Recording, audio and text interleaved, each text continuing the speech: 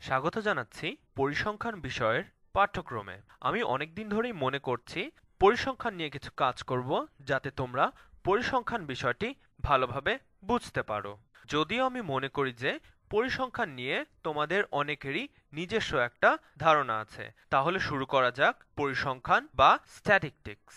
খুব সহজভাবে বলতে গেলে পরিসংখ্যান হলো সংখ্যা বা তথ্য নিয়ে কাজ করা। আর একটু বিশদভাবে আলোচনা করতে গেলে বলতে হবে এটাকে আমরা তিন পর্যায়ে ভাগ করতে পারি।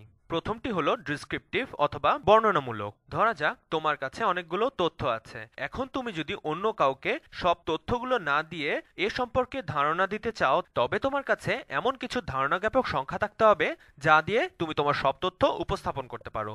একেই বলে বর্ণনামূলক পরিসংখ্যান। এর পরেরটি হচ্ছে ইনফারেন্সিয়াল বা অনুমানসিদ্ধ পরিসংখ্যান। আর এটা ব্যবহার করা হয় যখন তুমি অনেকগুলো তথ্য বিশ্লেষণ করে কোনো একটি সিদ্ধান্তে আসতে চাচ্ছ। ধরা যাক তোমার কাছে একটি জনসংখ্যা থেকে কিছু নমুনা তথ্য আছে। আমি পরে জনসংখ্যা এবং নমুনা নিয়েও কথা বলবো, কিন্তু আমার ধারণা এ ব্যাপারে তোমাদের আগের থেকেই ধারণা আছে। ধরা যাক আমি তিনজন ব্যক্তি কাকে ভোট দিয়েছে সে নিয়ে যদি আমি জরিপ করি, তাহলে তা সম্পূর্ণ জনসংখ্যার মত হবে না, এটি হবে একটি নমুনার মতামত।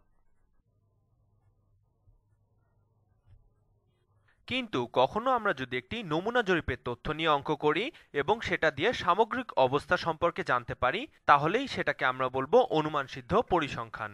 যাই হোক, আমরা পরিসংখ্যান সম্পর্কে কিছু জানলাম। এবার আমরা ডেসক্রিপটিভ বা বর্ণনামূলক পরিসংখ্যান সম্পর্কে আরো বিস্তারিত জানব। চলো তাহলে শুরু করা যাক। ধরা যাক তোমাকে একটি সম্পূর্ণ সেট বা দলের বিন্যাস দিয়ে বলা হলো এটিকে ব্যাখ্যা বা উপস্থাপন করতে। বেশিরভাগ মানুষই যখন এই সেটের সমস্যার সমাধান করবে, তখন তারা এমন একটি সংখ্যা বের করতে চায় যা সমগ্র সেট বা দল সম্পর্কে একটি ধারণা দিতে পারে। পরিসংখ্যান বইগুলোতে এটাকে সেন্ট্রাল টেন্ডেন্সি অথবা কেন্দ্রীয় প্রবণতাও বলা হয়ে থাকে। এটাকে গড় বা অ্যাভারেজও বলা হয়ে থাকে।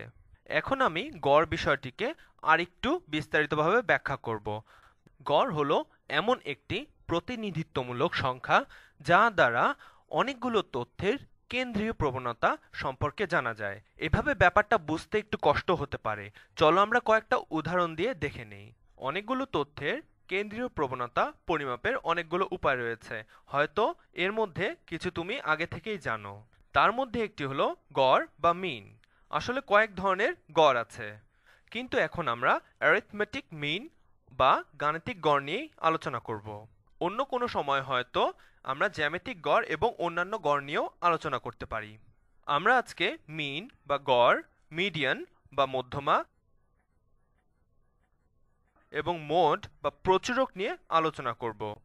পরিসংখ্যানের ভাষায় এই সবগুলোই একটি সেটের সামগ্রিকভাবে বা সেই সেট থেকে প্রাপ্ত নমুনার জন্য কেন্দ্রীয় প্রবণতা বোঝানোর জন্য ব্যবহার করা হয়, এবং এই সবগুলো একসাথে গড়েরই ভিন্ন ভিন্ন রূপ প্রকাশ করে থাকে। এখন কিছু উদাহরণ দেখা যাক। যখন কেউ অ্যাভারেজ বা গড় নিয়ে কথা বলে, তখন আমরা আসলে বুঝি সে গাণিতিক গড় নিয়ে কথা বলছে। অর্থাৎ যখন কেউ আমাকে বলে যে এই সংখ্যাগুলোর গড় নির্ণয় করো, তখন আমি মনে করি সংখ্যাগুলোর গাণিতিক গড় নির্ণয় করতে হবে। আমরা সাধারণত মধ্যক প্রচুরক নির্ণয় করি না। চলো দেখা যাক এগুলো আসলে কি। আমি কিছু সংখ্যা দিয়ে একটি সেট তৈরি করছি, এবং সেই সংখ্যাগুলো হলো 1, আরেকটা 1, 2, একটি 3 এবং 4। এ কটাই আমার সেটের মধ্যে আছে। প্রথমবার আমরা একটা সহজ উদাহরণ নিয়েই কাজ করি। আমি আগেই বলেছি, কেউ যখন গড়ের কথা বলে তখন সাধারণত আমরা গাণিতিক গড় নিয়েই চিন্তা করি। আর সেজন্য প্রথমে আমি আমার সব সংখ্যাগুলোকে যোগ করব এবং ভাগ করব আমি যতগুলো সংখ্যা নিয়েছি তা দিয়ে। এক্ষেত্রে তা হবে 1 যোগ 1 যোগ 2 যোগ 3 যোগ 4, এবং ভাগ দেব 1 2 3 4 5 দিয়ে। 1 যোগ 1 2, 2 যোগ 2 4, 4 যোগ 3 7, এবং 7 যোগ 4 11। তাহলে এটা হচ্ছে 11/5, এবং এটার মান হবে 2.2। তাহলে বলা যায় এই সংখ্যাটি সেটকে ভালোভাবে উপস্থাপন করে। এই সংখ্যাটি সেটের সবগুলো সংখ্যারই কাছাকাছি আছে, তাই 2.2 হলো এই সেটের কেন্দ্রীয় প্রবণতা, এবং সাধারণভাবে বলতে গেলে এটি হলো গড়। আরেকটু সুনির্দিষ্টভাবে বললে বলা যায় এটি হলো গাণিতিক গড়, যা এই সেটের সব সংখ্যা সম্পর্কে ধারণা দেয়।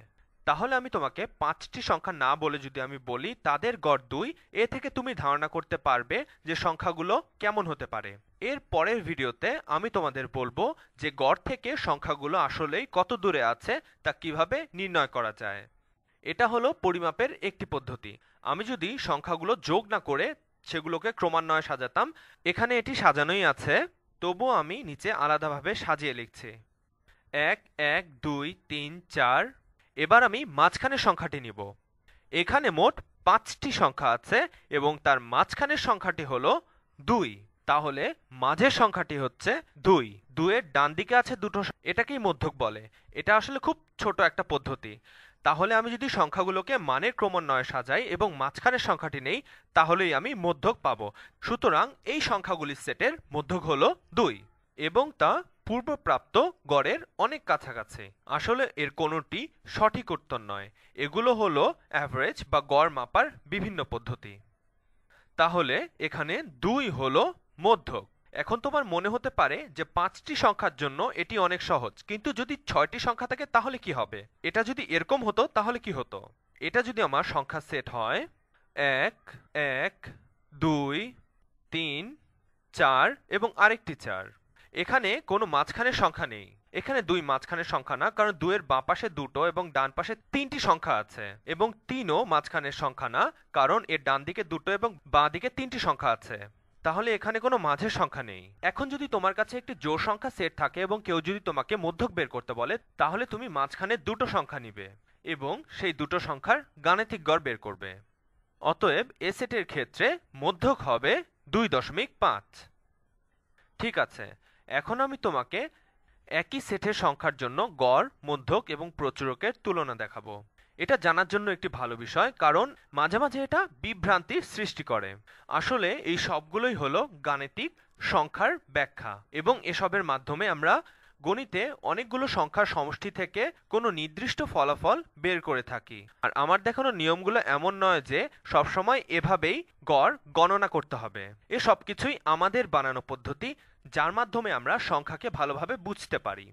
এক্ষেত্রে এটা কিন্তু বড় সেট নয়, এখানে মাত্র 5টা সংখ্যা আছে, কিন্তু এখানে যদি 5000টা সংখ্যা থাক তাহলে তুমি বুঝতেই পারছো সেগুলো নিয়ে আলাদা করে চিন্তা করলে আমাদের কি অবস্থা হতো।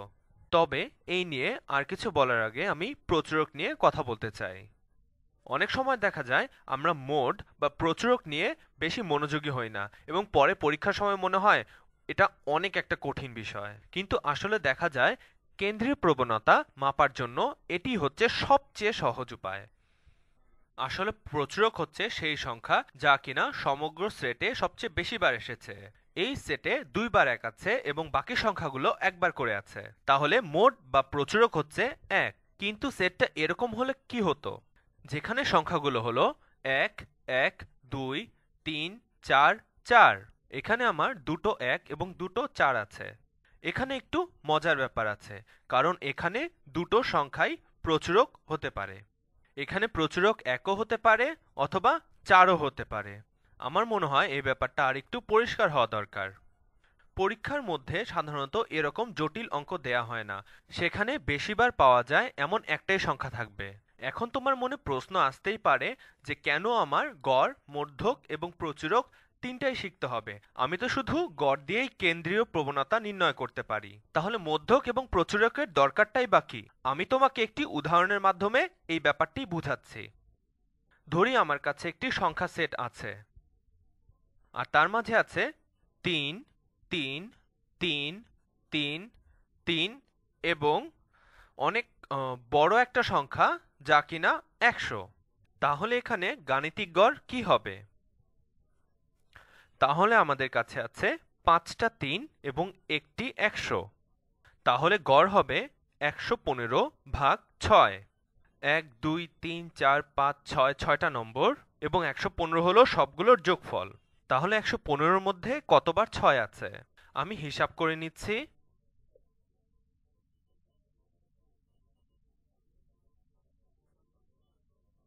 তাহলে উত্তর হলো 19 সমস্ত 6-এর 1। তাহলে আমি সবগুলো সংখ্যাকে যোগ করে যতগুলো সংখ্যা আছে তা দিয়ে ভাগ করলাম। এখন আমার প্রশ্ন হচ্ছে, আসলেই এই সংখ্যাটি এই সেটকে প্রতিনিধিত্ব করে কিনা।